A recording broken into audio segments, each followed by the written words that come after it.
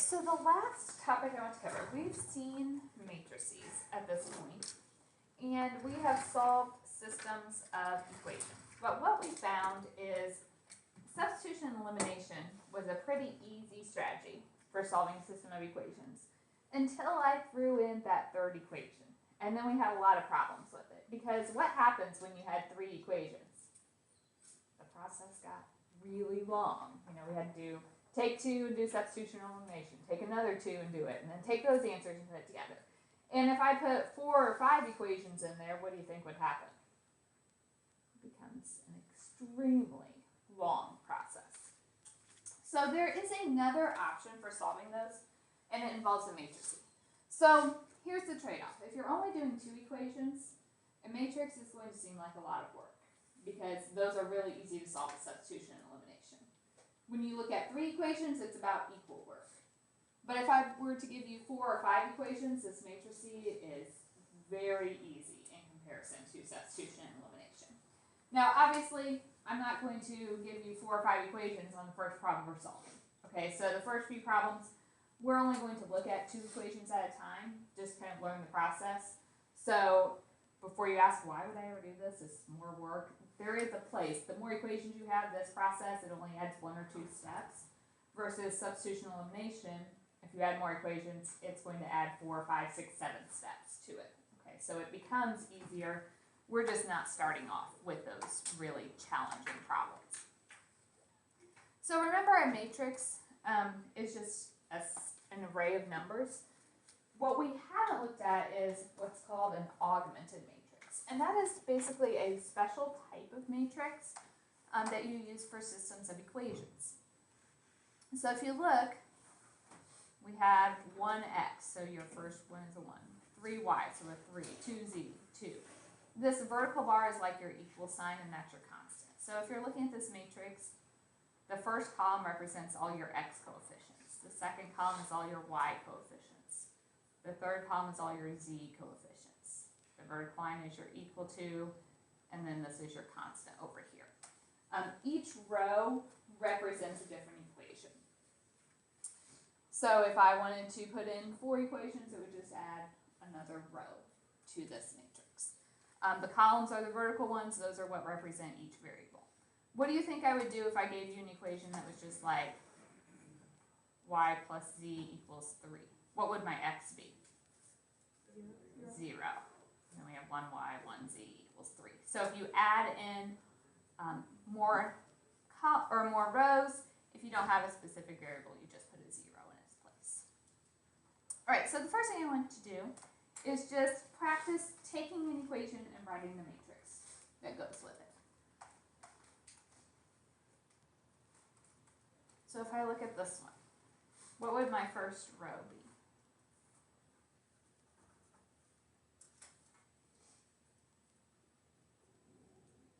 3, -4 equals 6. What about the second one?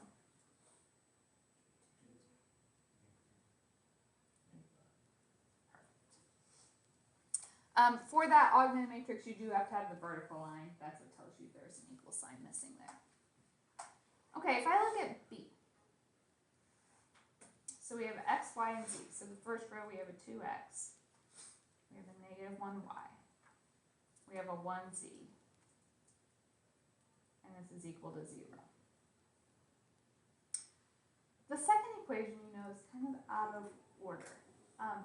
What should I do with this -1, my constant?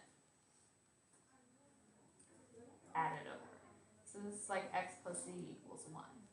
So we have 1x, no y's, 1z equals 1. Okay, so the constant has to be on the other side of the equal sign. So this equation, x plus 2y minus 8 equals 0. That's x plus 2y equals 8. So we have 1x, 2 y's, no z equals 8.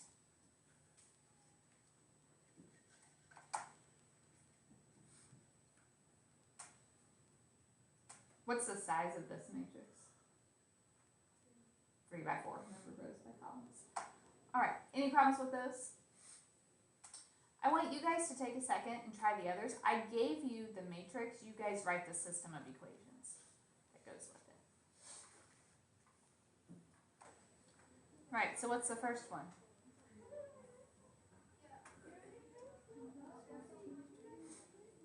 5x plus 2y equals 13. And the second one?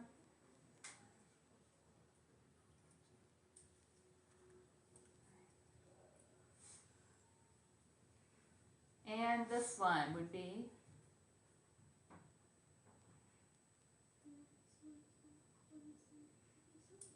Okay, what's the second equation? And the last one? Y plus 2 equals 0. Y plus z equals 0. All right. Any problems going back and forth between matrices and systems? Okay. So now we're going to talk about how we use this matrix to solve a system. When we do that, it's kind of like a game here. There are certain rules that you have to follow. Think about when we did substitution and elimination. What we really did was we would take an equation times something and add them together, right? So that's what we're really doing.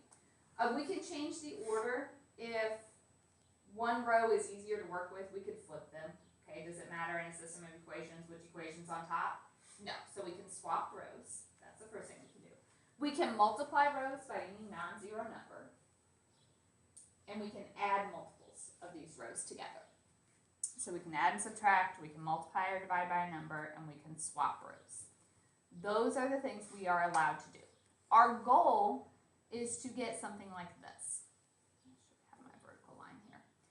Because if you think about this, if you are writing the equations for it, what does this first equation say?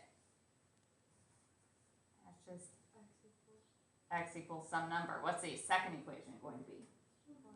Y equals some number, and the last one would be z equals a number. So our goal is to get ones on the diagonal and everything else to be zeros. So that way we just have the solution when we get to the end. And then to do that, we will use our row operations. So let's jump in. We're just going to start with the problem and look at it. First thing we have to do is write our system. So the first one, x plus y equals 8. So that's 1x, 1y equals 8. X minus y equals 4. So that's 1x, negative 1y equals 4.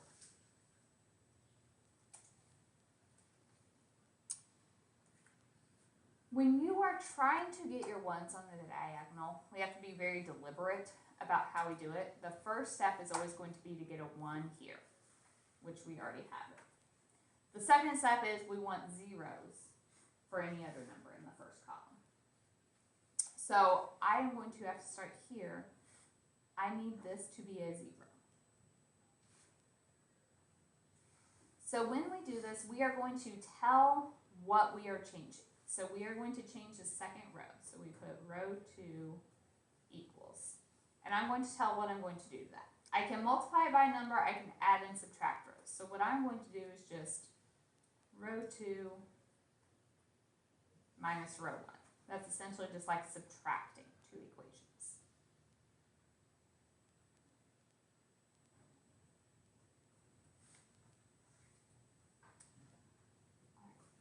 So we are not changing the first row, so that one stays the same. I said we are replacing the second row with row 2 minus row 1. So we go through and we're going to subtract corresponding numbers. So what's 1 minus 1? 0. Row 2 is negative 1 minus 1. So negative 1 minus 1 would be negative 2. 4 minus 8 is negative 4.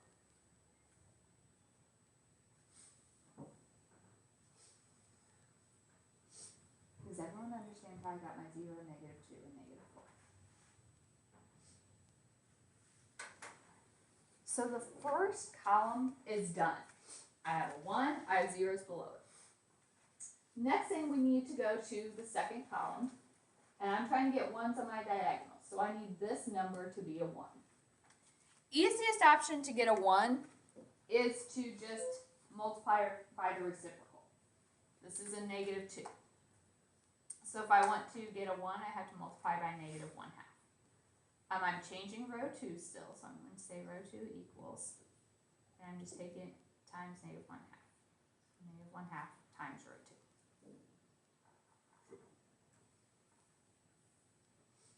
So first row didn't change. Second one, I'm taking every number times a -1/2. So 0 times -1/2 is 0.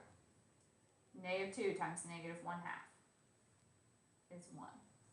-4 times -1/2 is 2. All right, so in the second column, I got my 1. Now I need this one to be a 0. So which row are we changing? Row 1. Okay, how could I get that 1 to be a 0?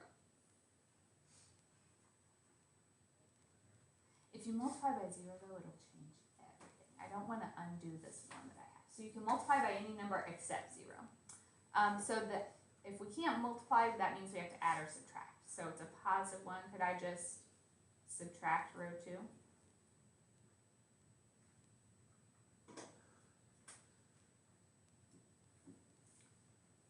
So my second row isn't changing this time because we said we're changing row 1. 1 minus 0 is 1.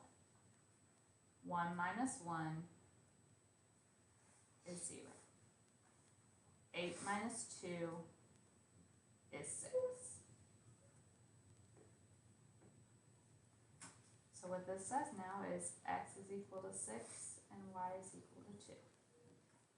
So we got our order pair.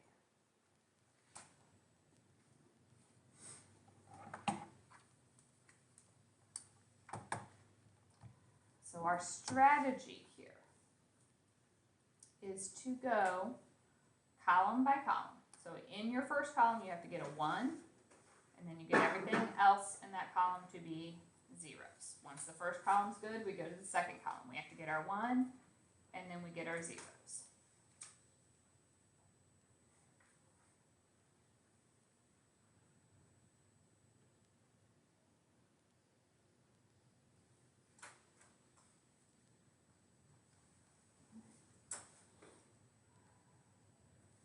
Any questions there?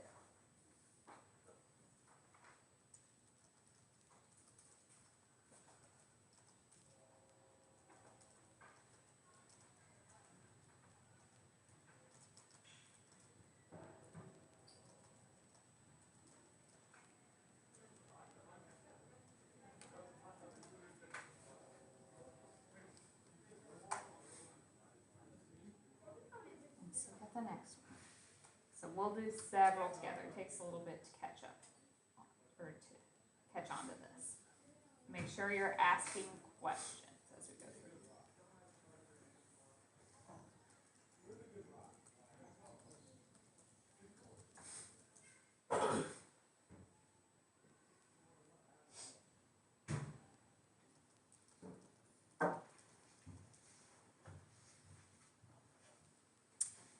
Alright, so my first row would be 3, -4 equals 1. Second row, 5, 2 equals 19.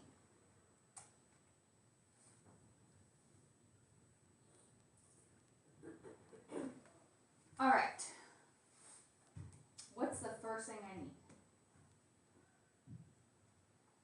You get 1 on the top of the first column and get over to 5. Yes. So we're going to work the first column. The very first thing you need to do is get your 1, then you get your zeros. The reason I'm very particular about the order we do them is otherwise, if you started on the second column, for instance, when you try to get your first column, it'll undo that work and it'll just make the problem harder. So if we go in order, that means we don't have to double or backtrack on anything. There are lots of different ways I could turn that 3 into a 1. One option that never fails is to just multiply by the reciprocal. Okay, it's not always the prettiest because it will give you fractions, but it would always work. So let's just do that. I'm going to say row 1, and I'm just going to multiply by 1/3 because that would work every single time. So I'm not changing the second one. 3 times 1/3 is 1. -4 times 1/3, don't do decimal, just keep it in fraction. -4/3. And 1 times 1/3 is 1/3.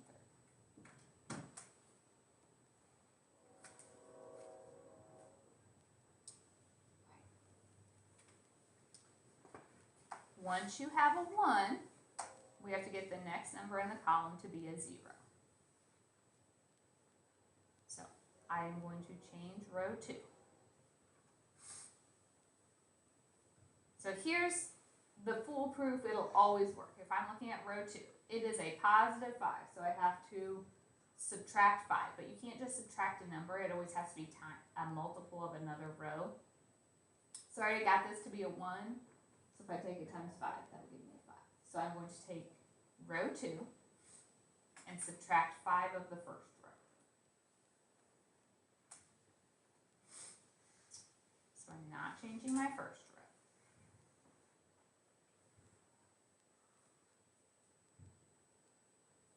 Okay, here's what I'm doing on the second one. I'm taking the number minus 5 times the number in row 1.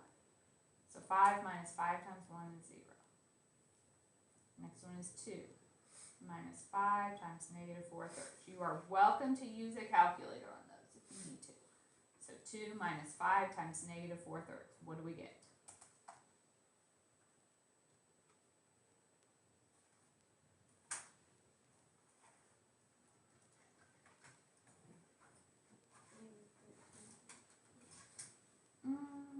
Did you by chance drop the negative on the -4/3? Okay.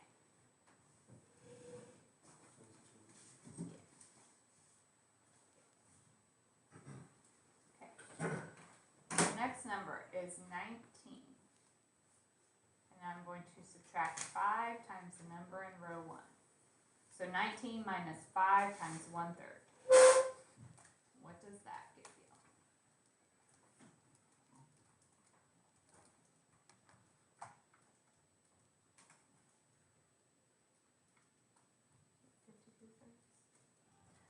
So you notice I always write out what I'm doing to get from one matrix to the next because there are lots of different options. Okay, you have to make sure you're telling me what you're doing because everybody in this class could do it slightly different. Okay, we're just looking at our easiest options. Right now, column 1 is done. So we have to go to column 2 and we need to get 1s on the diagonal. So I need that number to be a 1. The easiest option to get a 1, it will work every single time, is just to multiply by the reciprocal. So I need to multiply by 3/26.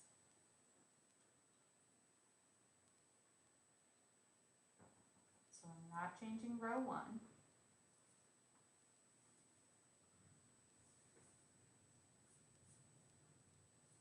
Zero times 3/26 is 0. 26/3 times 3/26 is 1. 3/26 times 52/3 is 2.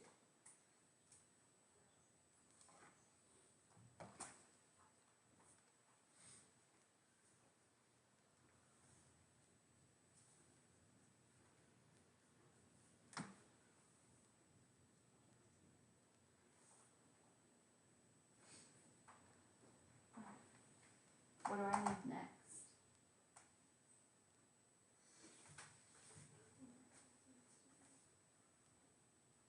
And the ones in diagonal, we have to get this number to be a 0.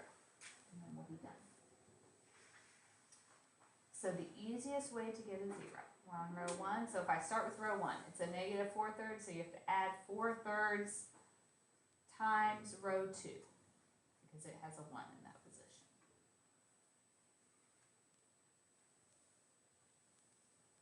So row 2 isn't changing.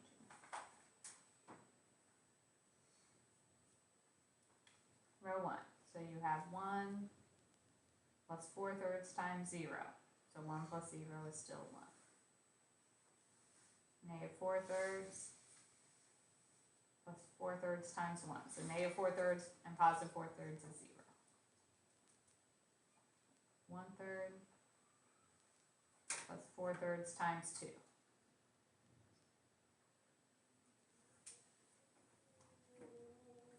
That gives us 3. So in the answer we get x is 3 and y is 2. How'd you figure out 3 here, or the 1/3, how do you do it? So we had the number in row 1 was a 1/3 plus 4/3 times the number in row 2 was a 2. So that's 1/3 plus 8/3, which gives you 9/3.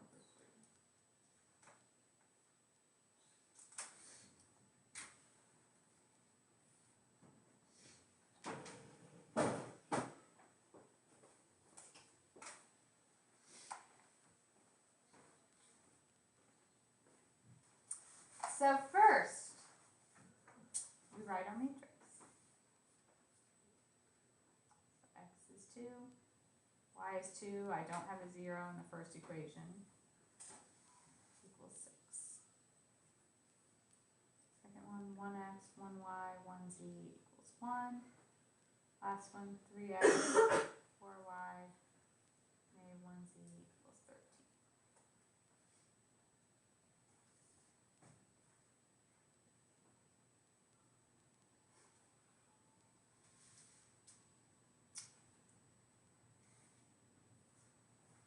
The very first thing we have to do, we have to focus on this first column. We have to get my first number to be a 1. And there are a lot of different options. You could multiply by what? The reciprocal, so we could just multiply by a 1/2. Could you do like row 3 minus row 1? The number in row 3 is a 3, minus 2 gives you 1. We could even just say I want to swap row 1 and 2. And because it already had a 1. So lots of different options.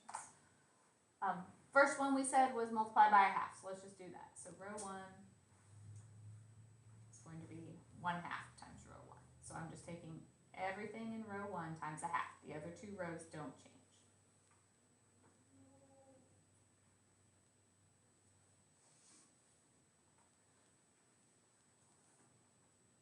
2 times a 1/2 is 1, 2 times a 1/2 is 1, 0 times a 1/2 is 0, 6 times a 1/2 is 3.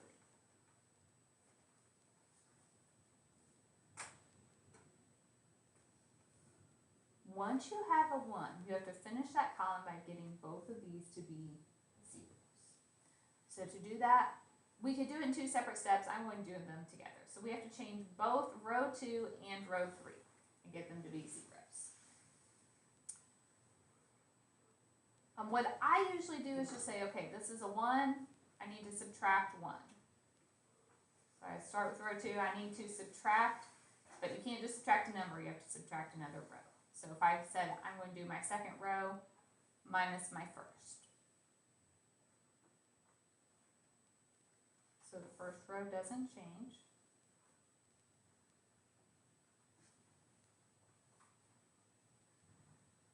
Row 2 minus row 1. 1 minus 1 is 0. 1 minus 1 is 0. 1 minus 0 is 1. 1 minus 3,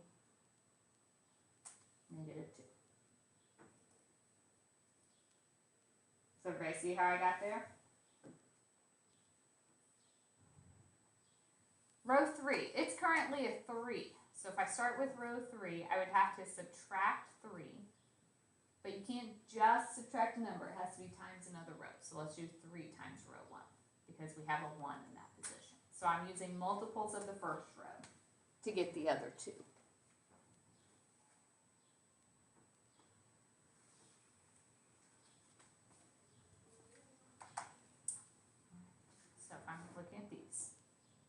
3 minus 3 times the number in the first row. 3 minus 3 is 0.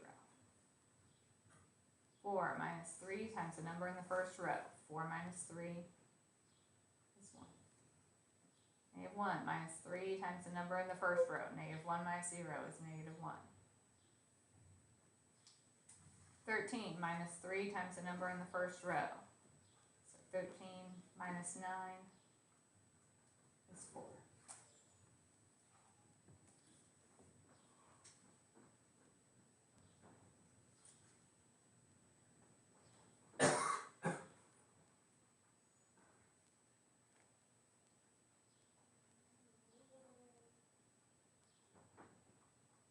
Questions right there.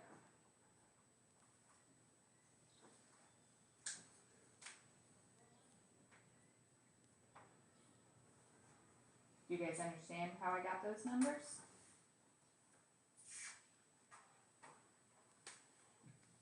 The first column is now done.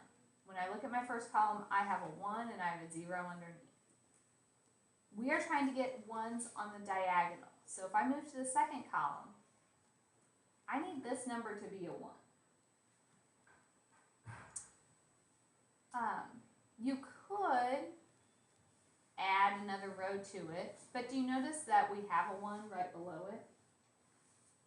The other move that I've told you we can do is, but we haven't yet, is swap rows. So if I just want to swap rows, I'm just going to say row 2 equals row 3. And I'm going to flip those 2 rows. So I'm leaving my first one alone. And I'm just going to change the order. I'm going to put row 3 right here and move row 2 down to the bottom.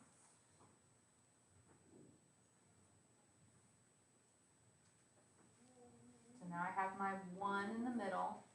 We need everything else in that column to be a 0.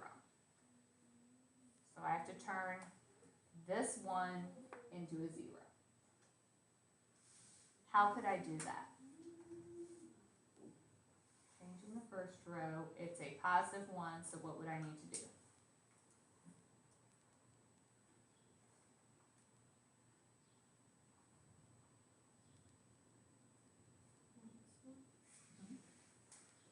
So we need to subtract 1. That's where I always start, but it always has to be multiplied by another row. So we need to subtract 1 of row 2.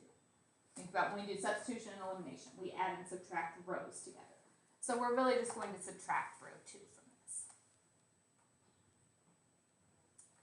So 1 minus 0 is still 1. 1 minus 1 is 0. 0 minus negative 1. So 0 plus 1 is 1.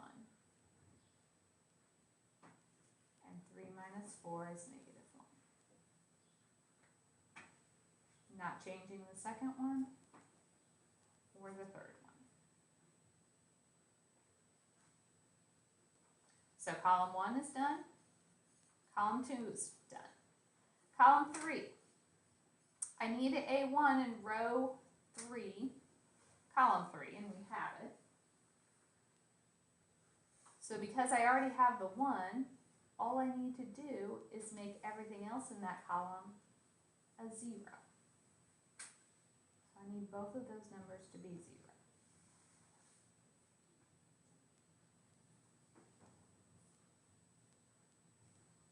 Where'd you get the 1? Yes, that means you multiplied by 8. Oh, I think that was just, I was talking and made a line, sorry. All right, so row 1, if we start with row 1, it is a positive 1, so we just need to subtract 1 of another row. Use the third row, because it's already got a 1 in that position. So row 1, we're just going to do row 1 minus row 3. So 1 minus 0 is 1. 0 minus 0 is 0. 1 minus 1 is 0. Negative 1 minus negative 2, so negative 1 plus 2 is 1. I didn't change my third row.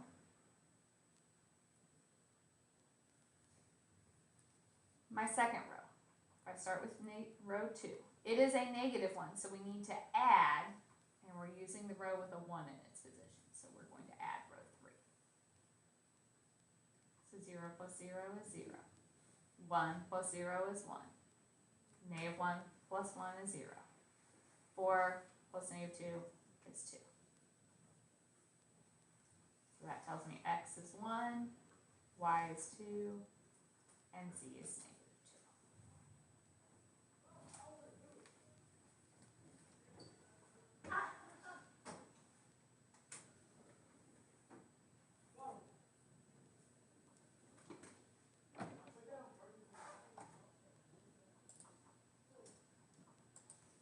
If you can, just write the matrix to start. So see if you can write your original matrix.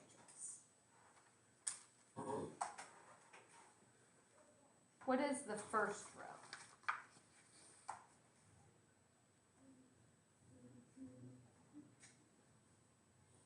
I don't know why my thing is not cooperating here.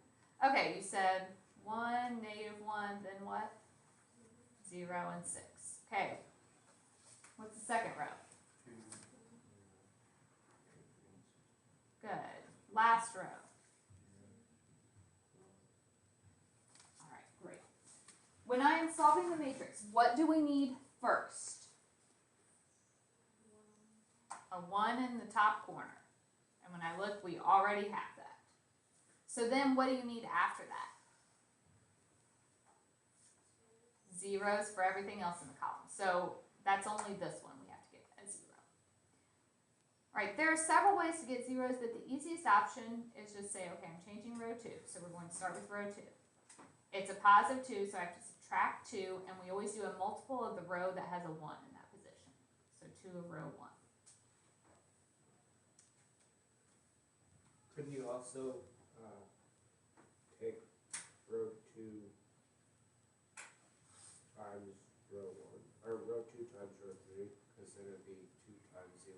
You can't, you can take it times a number, but you can't multiply the rows together.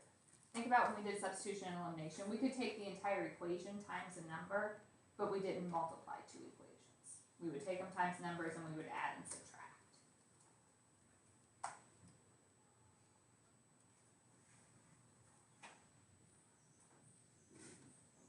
So we're not changing rows 1 or 3. But row 2, you're doing a number in row 2 minus 2 times the number in row 1. So 2 minus 2 is 0. The number in row 2 minus 2 times the number in row 1. So negative 2 times negative 1 would be 2. Negative 3 minus 2 times 0 is still negative 3. 16 minus 2 times 6, so 16 minus 12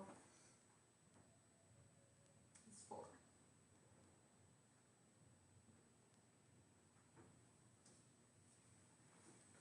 What do we need next?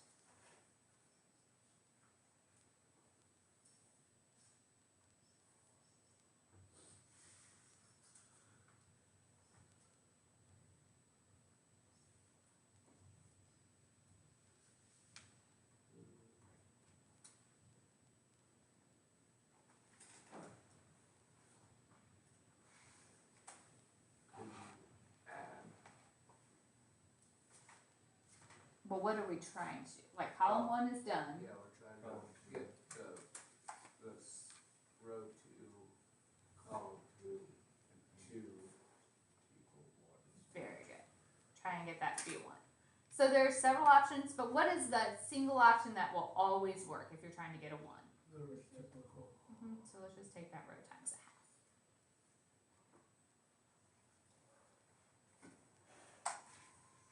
Fractions aren't a big deal. 0 times a half is still 0. 2 times a half is 1. Negative 3 times a half is negative 3 halves. 4 times 1 half is 2.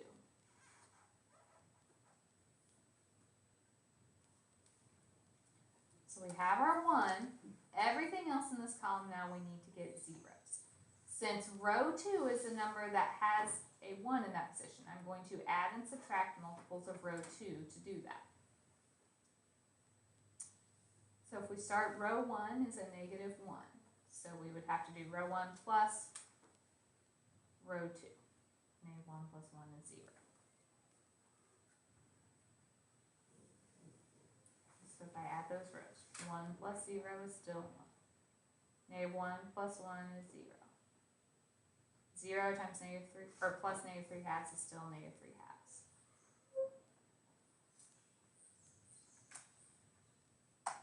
6 plus 2 is 8. We didn't change the second row. For the third row, starting with row 3, it's a positive 2, so we have to subtract 2 of the row with a 1 in that position. So 2 of row 2.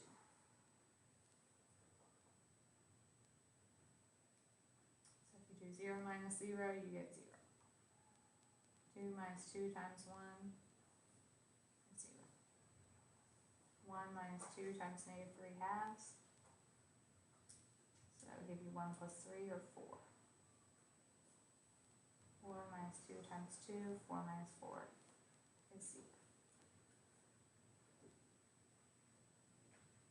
So column 1 is done. Column 2 is done. We have one final column. What do I need to get first in this column? What's the easiest way to get a 1? Yep. So I'm going to say row 3 equals 1/4 of row 3.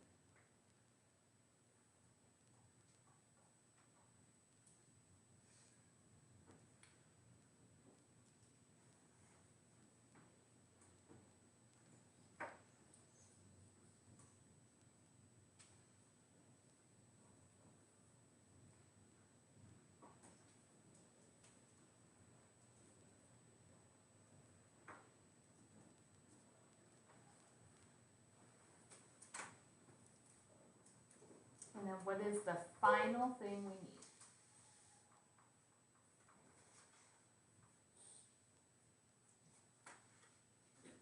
Zeros for the rest of this column. Okay, so the easiest way to get zeros, we just got a 1 in row 3, so we are going to add and subtract multiples of row 3. So if I start with row 1, it's a negative 3 halves, so we have to add 3 halves of row 3.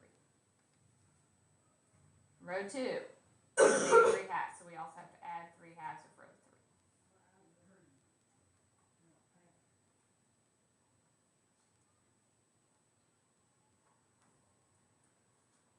So we're not changing that third row.